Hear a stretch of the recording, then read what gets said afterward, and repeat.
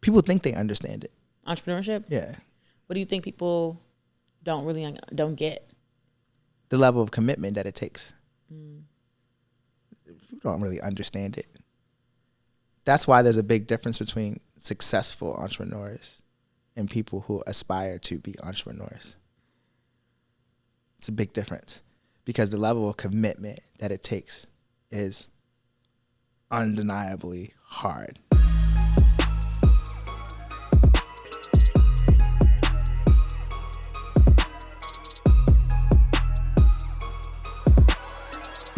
What's up, you guys? Welcome back to the More Rounds podcast. I'm your host, Kim Lewis, CEO and co-founder of Curlmix. And today, you guys, we have none other than Rodney of Solo Funds here on the couch. And I love his story because he's someone who's transitioned from marketing and CPG and basically consumer product goods to finance, which might be some of my own aspirations in the future in the fintech space. And so I cannot wait to get in this conversation with him. He has so much experience and so much wisdom to share. But before we get started, we have to cheers. Cheers. Thanks, Rodney. So, Rodney, can you first tell the people what Solo Funds is, how it works, and then tell us how you got here? So, number one, thank you for having me. Solo is short for social loans. It allows people to lend and borrow on their own terms. As a borrower, you come on our platform, no credit check, no approval. You get to access capital up to $575. You name your price. So think Priceline. As a lender, you get to scroll people's requests and you get to fund. You make tips. So borrowers actually select the tips they want to pay you. And as a lender, you pick who you want to lend to. We've crossed over 1 million loans funded, over 2 million users. And from an investment option as a lender, we have outperformed every public retail investment option since 2020. So our lenders make capital. What do you mean every public option? Meaning, I don't know what other investment strategy anyone that may be watching has averaged over 20% annually returns. Our lenders have averaged that. So the entire company just started from, my co-founder and I having a shared experience of our friends and family needing access to short-term capital. But also when we looked at the wealth gap today as larger than it's ever been, it's really predicated on two problems: access to capital, but also when you do have capital, there's not an efficient way for you to grow that capital you do have. So for us, on one side, you make tips, so that turns into return to 20%. That's best in class. Yeah. And on the other hand, borrowers gain access to capital when they need it, and it's actually significantly more affordable than what's currently in the market. So tell us about your background, Rodney, because you started in marketing back in college, correct? Well, I guess my first career outside of school, yes. Well, why you say it like that? What were you doing before? Well, my first career was my career after I have 4 degrees. Oh, I did. Okay. All right. Tell me about these. So that's you why. Like the Kanye album. It was like, well, all my degrees keep me warm at night. No, I'm kidding. Go ahead. What degrees do you have? I have 3 finance degrees. I only have 1 marketing degree. I did not know that. And that's why I laugh. How do you have 3 finance degrees? What are those degrees in? Well, I have a bachelor's in business and finance. I have a bachelor's in arts and economics. I have an MBA in finance and supply chain. So that's the 3 degrees in finance. And then I have a master's in integrated marketing communication. Okay. So to me, it's probably one of the reasons why. So I worked in government finance before I went into Procter & Gamble and brand. I don't consider myself a marketer. I consider myself a problem solver. And I think for me, if I could get the supply and demand curve tattooed on me, I would. And now when you think about the supply and demand curve, I guess some people think finance and economics. Yeah. Some people think marketing. Okay. Supply and demand. Yeah. I'm probably much more like an economist. Like I'm a problem solver. But if you understand supply and demand, you understand product market fit. You understand how to manipulate. Manipulate is a strong word. You understand how to persuade. Come on, clean it up. Both sides of the marketplace, and that's who I am at heart. That's how I approached it. When I got my job at P&G, I actually applied for a finance role, and they stopped me and brought me over to the marketing group. It's actually nothing that I wanted to do.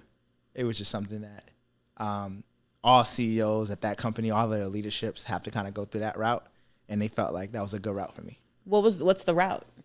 So all CEOs at P&G have to go through brand management.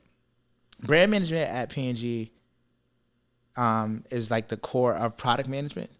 Brand management at P&G, basically P&G said, we're going to kind of create this role, and every other function reports into the brand manager. That means product, finance, supply chain, and owning a brand is about owning everything about that brand. So from conception to delivery. So what brands did you work on at P&G? Or can you say? Yeah, I only worked on Pampers. Okay. Why you say it like that? Because, being what? I think I was at 25 years old or 24. When did I start? I don't know. But I was young, and, they kept asking me what brand would I want to be on. And I said, whatever brand makes sense. And they put me on Pampers. So I was a little upset. So you should have had a preference. I should have did Old Spice, right? I should have did one of the fun brands. But honestly, it was the best choice I ever, because that was the number one most digital brand. Because what does moms do when they first get pregnant? They go online. Subscription to Pampers. Well, that was me. But they also, before they do that, they go online and say, how do I know I'm pregnant? So long story short, it was actually became the most digitally savvy brand at P&G, and it led many of its digital initiatives, because the first thing a mom does is that, how do I know I'm pregnant? What do I do now that I'm pregnant? All of the things that happen when you find out you're pregnant or you think you're pregnant. Yeah. We were really good at identifying you. Ooh. Put it that way. And low-key moms hate that, because if you didn't want to get pregnant and you start getting all these ads for baby stuff because you're not sure, and then it's like, oh my God. I'm like, how do they know? And then you hope nobody sees your history. That's actually kind of crazy, bro. Yeah, but that's y'all. You know what I'm saying? That's y'all. Y'all, you know what I'm saying? Y'all can call y'all family instead. Oh my gosh. But, okay. I think in that moment, there's so much, what's the right word? You still want to be anonymous. Yeah. But at the same time, you have so many questions you need to answer. So you had several degrees, and you end up in you end up at Procter & Gamble. You apply for a finance role. They're like, we want you over here in this brand management position, because essentially brand management runs everything, right? You're running a brand. Are you able to say how, the size of the brand that you were running at the time? So it's the largest brand at P&G. At the time, it was a $8 billion brand. The portion of the business that I managed was the point of entry business. I will tell you, my first budget out of school, I was shocked. It was probably like $19 million. Oh, wow. And I was shocked. How old were you running this $19 million portion of the business? 25. Wow. Did they give you a P&L to look at? Yeah, that was my P&L. You had a P&L that you were managing? Yeah. Oh, wow. The second one was $190 million. So. Okay, now, can you say how much you were making as a person working there? P&G pays pretty well. Okay. So that was my first job out of college. I want to say I was making about, and this is back in 2009. Okay. So I would think I was making like $135, like a $60,000 bonus. That's dope. But $135 for like $60,000. Oh, she's making two something. Yeah, this is 09. This is great. That's great. Two something in 09 was probably like three. I don't know, more than that. Today. Yeah, I bought a house. I bought a BMW. You know what I'm saying? You've been having money. How old are you now? I'm 40. Oh my goodness! Wow, so in the last 15 years. Yeah, that was a long time ago. So how long were you doing this at P&G? Almost 5 years. So almost 5 years, and I started my company. And my first company. Your first company, which was Listener. How long did you do that for? Listener is still alive to this day. But I left Listener in 2021. So I started my second company in Solo Funds, which is the marketplace that I described earlier. I started it in 2018. But I didn't go full time until 2021. Why didn't you? What took so long? So 3 years. I mean, I say long. I don't mean to apply that kind of opinion to it. Yeah. Well, I think most importantly, I was still, leading Listener, and, I would have still been leading Listener, but at some point in time, I needed to make a decision based on my value that I could provide Listener versus what Solo needed. To be successful. At some point in time, I needed to balance the two. For many of you who don't know, I'm Kim, CEO and co-founder of Curl Mix, where we help you master your curls in 21 days. Curl Mix is what makes this podcast possible, and it helps you get the best wash and go ever. So if you like my hair when you're watching the show, that is what got it here. We are now available in Ulta, you guys. Yes, it is our first retailer ever, and it's doing amazing. And I would love your support if you would go out to Ulta and try Curl Mix. All right, you guys, now back to the episode. So, and I hope I'm not asking any messy questions. I'm unfamiliar with the transition from listener to solo. Like, I know it happened, and I saw it on your LinkedIn, and I looked it up. Was it just like, oh, I was just done type of thing? Or was it more of like a board thing? Did you raise money for this company? Yeah, I mean, Listener raised over $40 million. Is a 4-time CNBC disruptive company, incredible technology. And I had already survived 2 attempts from certain members of the board to remove me as CEO. Wow. And I think when a person continues to have to validate their role, you start to craft a different scenario. And for me, again, I don't think I'm a particular function. I actually think I can do almost anything I need to. But more importantly, I was like, you know what? I'm going to go out and create something else. I'm going to go out and, and tackle a problem that is closer to my heart if I'm going to have to deal with all of the challenges that I may have to deal with. Yeah. So that's basically what I did. Wow. Okay. So did you build solo funds differently after that experience at Listener? Yeah. I think I definitely built it differently. I think the number one thing is my co-founder, Travis Holloway. I think I picked a very different type of co-founder. I've always had a co-founder, but I think for me, I wanted to pick someone that their foundation was very different than my strengths. I felt like the balance would be a good setup for the success. Also, very different changes culturally wise. Solo is a much more of a collaborative culture.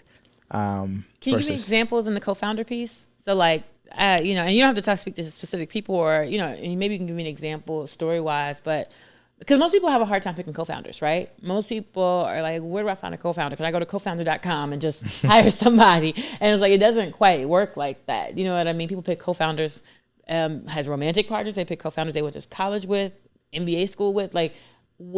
How did you land a co-founder for Listener versus how did you pick a co-founder for Solo Funds? Yeah, I mean, one of the biggest things, you can't convince someone to be a co-founder. They have to step up and want it, right? You can hint at it, but they have to get up and say, I want to do this, right? I think that's super important because I think your motives and your intention and your passion has to be aligned. I think what's next is very dependent on what stage you are in your development. You could attract someone who's very different than you, and you have the ability to coexist. And that's great, but it takes a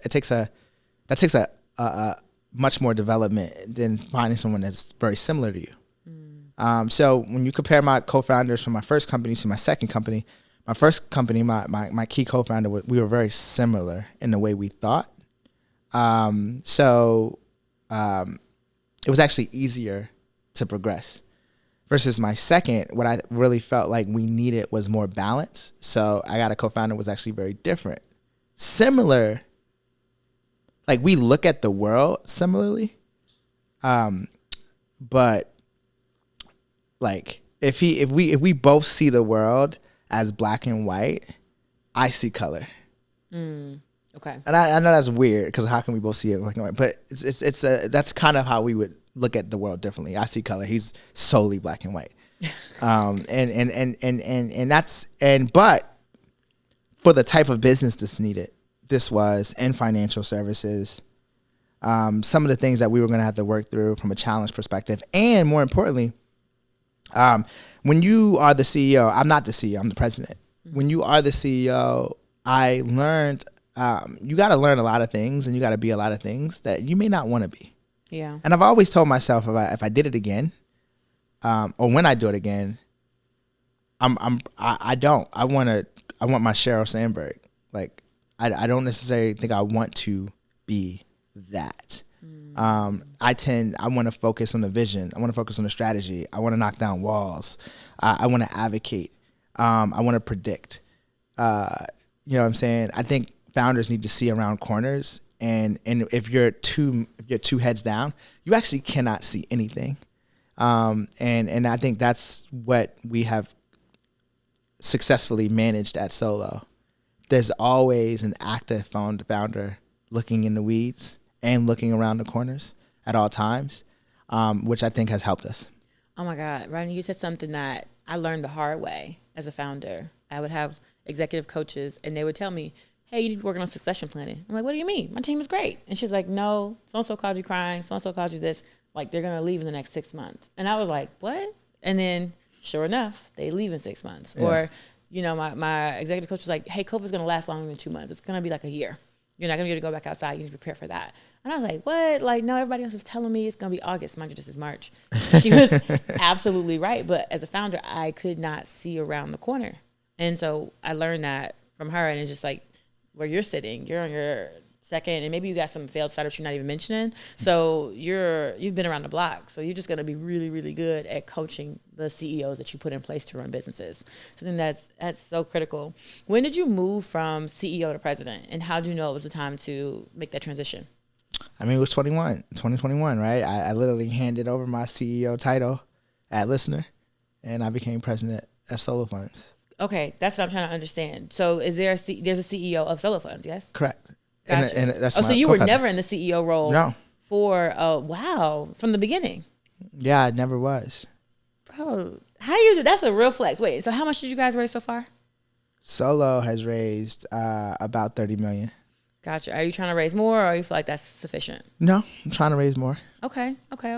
That's incredible, by the way. Thank you. Congratulations. I can only imagine how difficult that was. Was it a natural progression? Was it like, oh, we raised a C, then we raised a Series C plus, and then Series A, then Series B, or it was like, no, we kind of, because I had so much success in my previous, I got a big check from one place and then kind of move forward with that.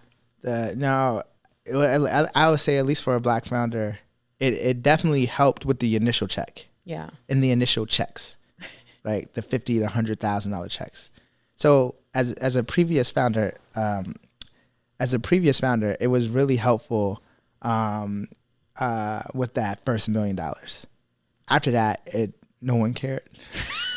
Not for a Black founder. I'm just being honest. That's messed up, bro. Totally. Because there are other people. Yes, there are plenty of people who fail and get massive checks. So for you to have had a successful business that was still functioning and you just decided to move on, you should have been able to at least get 10 out jump. That's what I thought. The fundraising challenge has been actually really difficult. It's been difficult for a lot of things. I picked an industry that isn't necessarily celebrated by the venture community, which is subprime lending or lending as a whole. So that was like strike number one. Also, like, there isn't a bunch of venture-backed lending companies that are doing extremely well. Strike number two. Strike number three is that we are definitely unconventional founders. So how do you define yourself as unconventional? Well, I'm Black. Okay. Okay, true. Also, I'm not part of the cohorts of MLT or Harvard or that group. I'm also not African with the English accent. I love my brothers, but and I'm hiring, please. But you are a mess. But unfortunately, to a larger group of folks, that's the creme de la creme of people who look like me, right? Probably at the top of the spectrum is like English accent, Oxford, Harvard. The second is like, am I tripping? No, you're not tripping. I'm just be speaking, like that. It's just that's what it's like. Those are the same, when I went to business school, those are the same guys that McKinsey ran to and Goldman Sachs ran to, and I was in the back of the line. Yeah. So that same check down is present when you're in venture and you're pitching. At the bottom of that is a straight African American. Who may or may not have went to school. And then at the bottom of that, you don't have the appearance, you don't look the part. Yeah. So these are the challenges at the end of the day that we all may face, or that I have faced and we have faced, despite the fact that the business is incredible. But, you know. And you're still around. I mean, over 3,000 startups died last year. Ones that raised billions of dollars. And so you guys are still around. I love that for you and thriving. Oh yeah. I mean, we have said this, and I will say it. I mean, we firmly believe that we're the best performing fintech since 2020. Yeah. And the reason why we can't die is because we have undeniable product market fit, and we can be profitable with the snap of a finger. And I don't know anyone that can say that confidently. You know, all the fintech companies I was either lending from back in the day, maybe in the last couple of years, or they switched up their policies real quick. Real quick. I was able to like, hey, I just need such and such. No. I was like, we have a new product. Nah, that's something totally, you know what I mean? Like they're not really lending. They just like trying to stay around. You know what I'm saying? It's complicated. You know, I understand the hesitation. Lending businesses, especially in like macroeconomic environments where the assumption is like borrowers are not going to pay back right now, right? Yeah. Being able to take that and then match it with technology and try to create outcomes that's beneficial for the business is actually pretty difficult. Watching on YouTube, unfortunately, is not enough. If you've learned anything from my podcast, please, please, please leave me a review on Spotify or Apple Podcasts. I would be so appreciative, and you would help further the progress of this podcast. Now back to the episode. Any redos? If you could go back and talk to Rodney, who was getting ready to start Solo Funds, and, you know, while you were at Listener, like, any advice you give yourself? I don't really do redos. But if I had to do a redo, I would just try to do more self-care. Okay. I would try to like highlight or value personal relationships a little bit more than I did. I'm part of a group that like is willing to focus any and everything on the outcome of my business and my goal. I feel like, you know, sometimes you read it's our ancestors' wildest dreams. Well, what is your ancestors' wildest dream? I do not believe our ancestors' wildest dream is the soft life. I believe they gave us the opportunity to put the pedal to the ground and to return to the thrones and return to the lands and return to the dominance that we had in all facets of life. They didn't give us that opportunity to go lay on the beach. Ooh. And I'm sorry, but that's my opinion. Ooh. That one, you gonna have all the wellness gurus in my comments talking about some that our ancestors want us to rest. Yeah, listen. You should rest, but I shouldn't. Ooh, okay. What did you sacrifice? You said you kind of sacrificed some personal relationships and what, like, did you your health? I was looking back at old pictures. I was like, oh, Ronnie didn't like got skinny on us. Yeah, like I think my health was prioritized now at the right level, right? Okay. But there was a time that it necessarily wasn't, right? I feel that. And that's just the facts. I think that there was a time that I didn't prioritize my romantic relationships at the level that I need to. So they suffered as a result, and that's just facts. Not you sending them I miss you texts. You be sending those? Nah. Oh, okay. Nah, because at the end of it, I also still have a fact that like I don't let me get into this romantic talk. Oh gosh. But I still have a fact that like in society, like, you know, we've given as partners, the male role is still to like provide, and the female role is different. Yeah. But it's the female is usually in a receivership. I mean, you know that's the patriarchy. It's the patriarchy. Yeah. Women were property. We couldn't even get bank accounts until less than 50 years ago. Yeah, I don't negate that, but in the laws of balance, if a man isn't being filled, he's going to pour from an empty cup, and if he's going to pour from an empty cup, I think he's going to end up hurting himself or the person. It just seems like it's an inevitable outcome. So when I see, you know, the rhetoric of like, you know, men doing bad things to women, I'm always like, that's an empty man. I don't think there's been any scenario that I have been filled with anything positive that I didn't return that positive in any relationship that I've been in. That's facts. If I had to think about, you know what I'm saying? Men who are bogus, it's like they're not happy with themselves. They're not what happy. They're doing. That's true. And I can see it from a mile away. So where I get back to like where I sacrifice, think I was pouring anything into them, but I also don't think I was receiving what I needed. So, and I wasn't aware enough to understand that. Gotcha. So this is more around, and I typically talk about money, but you make me, I have a personal question now because just in my experience and my friends and dating and stuff, especially successful entrepreneurs, do you think you can date someone that has like your level of success? Yeah. And like your level of work ethic? Or no, do you feel like, oh no, I want somebody like who wants to be a compliment, not necessarily like. No, this for an entrepreneur, the most important factor that I have learned is an undeniable belief that that person can accomplish what they set out. Okay. That's really the only thing you need as an entrepreneur. Because when you lay next to that person, and whether you are vocalizing your vulnerabilities and insecurities, you need to look up next to it, and it needs to, the faith of that other person's and your ability to do what you say that you're going to do needs to be undeniable. That's the only requirement I learned. Everything else, y'all can kind of work it out. Like sometimes you got to take the back seat. Sometimes she do. Sometimes, you do the work. But if y'all are looking at each other and are questioning each other's ability, you just need somebody who believes in you. A rider. I got you. Yeah. I believe that. That's it. All right. So, and that's rare as hell, by the way. So it's rare, but it can be found. It can be found. I'm a believer that if you go after what you want, there'll be people who they'll find you. Yeah. They'll find the people that will fit that. So we had a little lightning round. Yes. Favorite book that you feel like every entrepreneur should read? Yep. Oh, The Everything Store. The Everything Store? The Everything Store. Okay. What's that book about? It's Jeff Bezos' book about Amazon.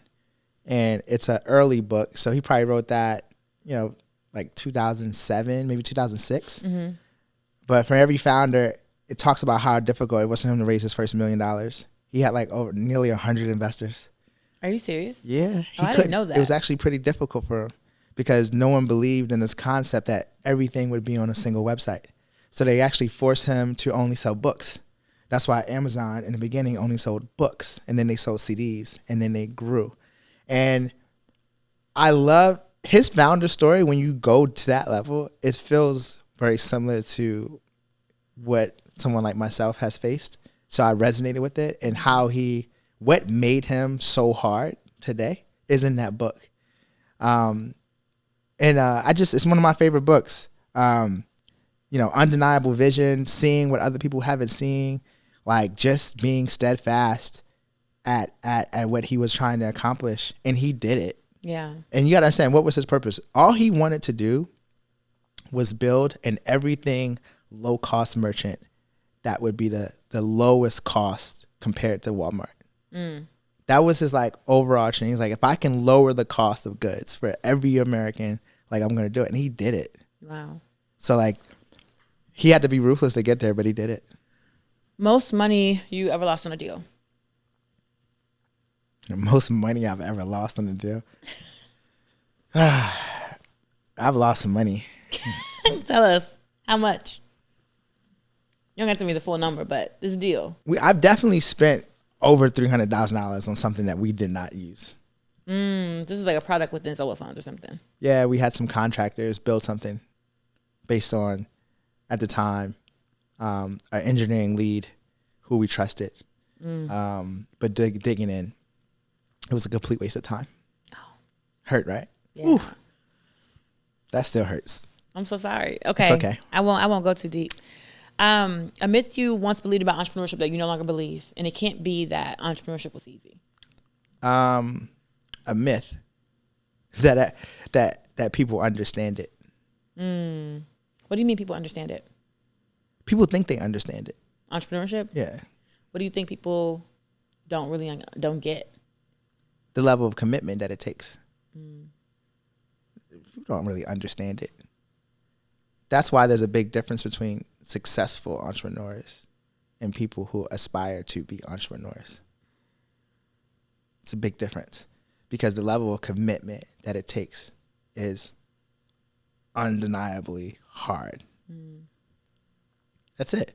Entrepreneurship is the one thing that no matter how bad you are, if you just do it long enough, you'll get good at it. like I'm an example of that. But I feel like I've been doing this for a long time. Yeah, you just get good at it. Yeah. And it doesn't matter how bad. It doesn't matter. You know, my dad couldn't read. He literally graduated. He didn't graduate high school. And he became an entrepreneur. He became really good at it. And but it was just work. You know, he was putting in 12, 14 hours a day. Yeah. Getting up every day, trying to read, trying to do this, learning, going to ask questions, sneaking in the classrooms. He was crazy. Wow. But 10 years later, you know what I'm saying, he's an expert. And I think that's one of the things I learned, especially as I've gone from different industries. I'm not afraid of an industry. It's just another thing that I'm going to get obsessed with and then I'm going to learn. Ooh, I love that. And that's probably your approach to life. And so you're never losing because you're always learning. Always. Wonderful. Rodney, is there anything you want to leave with the people? This is the season of profitability. And it's the season of like holding your value.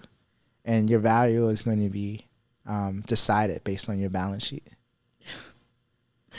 Man, I feel like you're just throwing daggers at the girl. I'm like, I got to get it together this year, man. I got to get it on point this year. Oh, my gosh. Thank you. So, Rodney, where can everybody find you online? Rodney B. Williams or follow Solo Funds. But you can follow me. Let's continue to celebrate you and what you do and your audience. I'm proud of you. Oh, thank you for inviting me.